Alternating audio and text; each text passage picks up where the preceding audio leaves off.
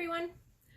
I don't make a lot of videos, so this will probably not be terribly polished. I am reading off of my laptop because I didn't want to try to wing it, so you'll see me looking up and down quite a bit for that reason. I wanted to spend some time digging into a topic that concerns the costuming community, talk about the ways in which my actions have caused harm, and lay out how I intend to approach this hobby in the future. And this seemed like the best format to do that. Last month, December of 2021, I drove down to Colonial, Williamsburg for a long weekend visit. There were several reasons I wanted to go. One was that my good friend Rebecca Olds of Time Smith Dress History, I'll put her accounts in the description, had secured an internship at the tailor shop for late fall to early winter. Since she lives in the UK, my best chance of actually getting to see her and spend some time with her was during her internship.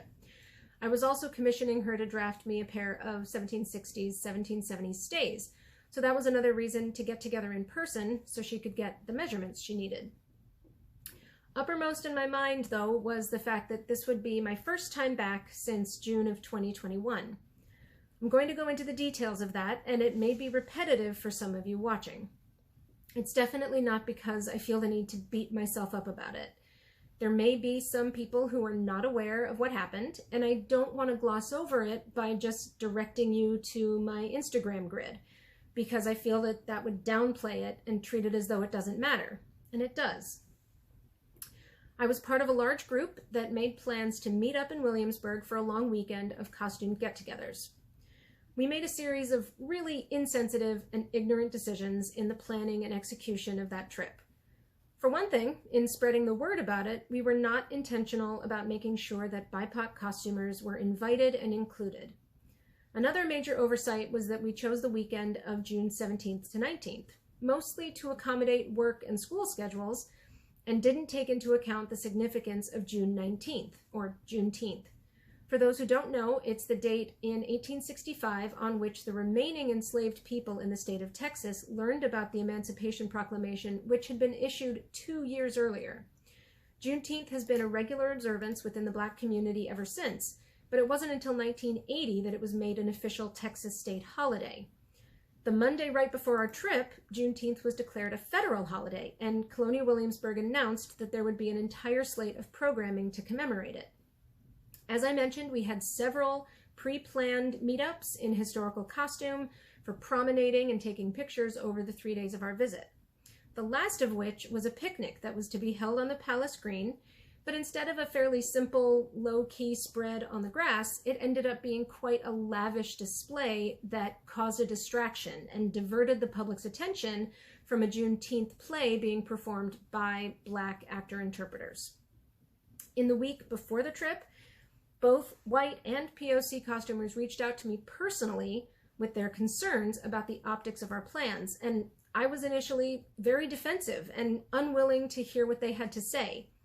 During the trip, as we were all sharing pictures on social media, a large number of videos and posts came out from Black and POC costumers and cosplayers, living historians, and museum employees expressing their anger at our behavior.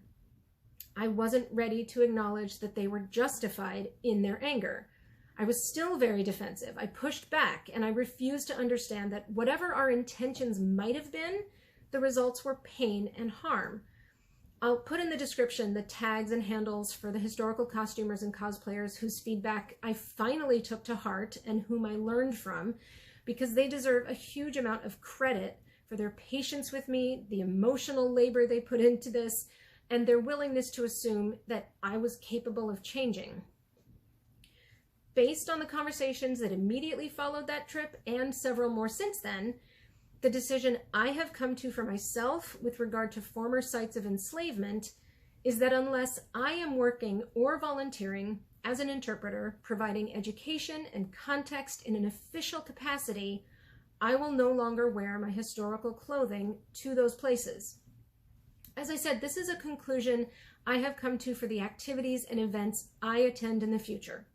I'm not here to tell everyone that they absolutely have to follow this guideline themselves, but I do hope that by explaining the process behind this decision, I might plant a seed that will get people thinking and rethinking how they do things. When I was getting ready to go back to Colonial Williamsburg last month, besides only packing modern clothes to wear for the whole weekend, I set myself the intention of reflecting on two specific questions. One, why had I been so eager to get dressed up in historical clothing to walk around Colonial Williamsburg or Mount Vernon or any of these other sites of former enslavement? June 2021 was not the only time I had done this. And question two, what purpose did dressing up in historical clothing at these places serve? Before the trip over the summer, my answer to the first question was probably, well, it's a thing people do. They get together at these sites and dress up, and they've been doing it for years. But of course, we've always done it this way has never been a good enough reason to keep doing something. So that's out.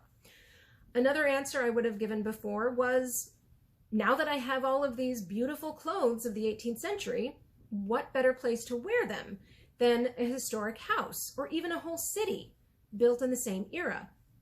That just makes sense. The desire to wear beautiful clothes in beautiful settings is a decidedly human trait, and it's why there are palaces and ballrooms and opera houses. But beautiful architecture can, and very often does, hold really terrible histories within it. And as I learned, it was a function of my privilege that I didn't put two and two together and realize that using those places as a backdrop for photos was really quite exploitative and insensitive. A corollary to the answers to that first question is that being in costume at such places blurs the line between employee and visitor and creates confusion for the other guests. One of the things that people sometimes say if the question arises as to whether or not dressing up is allowed is, sure, but you might be asked where the bathrooms are. I think that needs to be examined a little more carefully. Here's the thing. If I'm dressed up in historical clothing at a historic site, I look official. There's no two ways about that. Other guests are likely to believe that I know what I'm talking about, even if I qualify it by saying I don't work there, because I'm dressed like someone who does. It's definitely flattering for people to assume I have the information they need. And don't get me wrong, it's validating if I do have the information they need. But if I'm not actually representing the museum or historic site, and I give the wrong information, that reflects badly on the employees. Not only that, it's stepping on their toes and doing the job they are being paid to do. And they want to be asked questions. They want the public to feel that they are approachable. It sometimes takes a lot of courage for a guest to ask someone in costume a question, and they shouldn't have to jump an extra hurdle of being redirected to an actual museum employee. I went into a lot of detail on that one, so I'll reiterate the second question. What purpose did my dressing up in historical clothing serve? Reflecting on this forced me to confront some really uncomfortable truths about myself. I realized that the answer was, dressing up in historical clothing at these places served my ego. Beyond just wearing these clothes in the right setting, I wanted to differentiate myself from mere tourists. Being fully dressed in historically correct costume, from the skin out, hair, accessories, the whole thing, it set me apart from everyone visiting in modern clothes.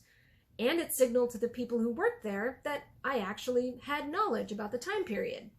But why did I feel the need to do that? I'm not a museum professional. I'm definitely not an employee at these places. And for heaven's sake, I clearly have a whole lot still to learn.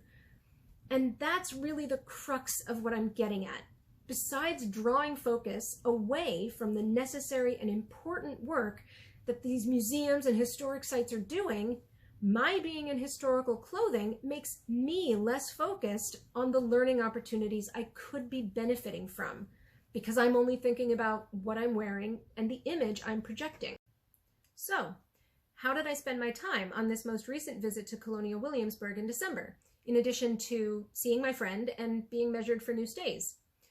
I had the opportunity to study several extant garments in the textile collection with Neil Hurst, and I brainstormed with him about these questions I've been reflecting on. I also went on the Freedom's Paradox tour. It's a walking tour that starts at the Peyton Randolph House, continues through town to one of the tobacco fields, pauses at the courthouse, and finishes at Bruton Parish Church, right off the Palace Green. Our tour guide, Lisa, outlined in thorough and brutal detail how the economy of Williamsburg, and indeed of the entire Commonwealth, was built upon and dependent upon the forced unpaid labor of trafficked people, and explained how much that was at odds with how vehemently the colonists fought for their own liberty from England. Finally, I attended Same Space, Different Place, a tour de force co-written and performed by Emily Doherty and Zakiya Jackson, and I'll add their tags to the description as well. It depicted in stark contrast the lives of a young widowed white woman, Rachel Whitaker, and the black servant she enslaved, Millie. Unfortunately, the performance I attended was the very last one, but Colonial Williamsburg is dedicated to sharing more of these stories as more information about the enslaved and free black population of the city and its surrounding towns becomes known. I'm not laying all of this out to try to prove that I've changed or to imply that I'm completely enlightened and don't have any more growing to do. The main point is that just being there as a regular tourist, I didn't interfere with anyone's work, and most importantly, I didn't interfere with the visitor experience, including my own. Letting go of that desire to be seen and have my skill acknowledged was hard, but once I did, the museum staff were able to do their jobs of educating the public. And I am part of that public. These stories need to be told. These voices need to be heard on their terms, on their grounds. And I'd been coming into these places with my own agenda, completely unwilling to listen and learn. It doesn't get much more colonizer than that. I don't claim to have all the answers for where it is acceptable to wear historical costume. What I will say is that I don't think the answer is stop making historical clothing altogether. It needs to be done with the understanding that there is no such thing as historical clothing free of context. I believe that it's important to preserve the skills and the stories in order to be able to honor the past without romanticizing it. I will always err on the side of caution and mindfulness for future historical sewing projects and where I decide to wear the things I make. I've also heard the argument that it's impossible to find locations for events and get-togethers in the U.S. that don't bear some form of generational trauma, being that the land we now call the United States was all stolen from indigenous peoples. I do think that conversation needs to happen, but for the purposes of these reflections and this video, I'm conveying what I have learned from conversations with Black costumers and cosplayers, specifically regarding former sites of Black enslavement. Thank you for listening.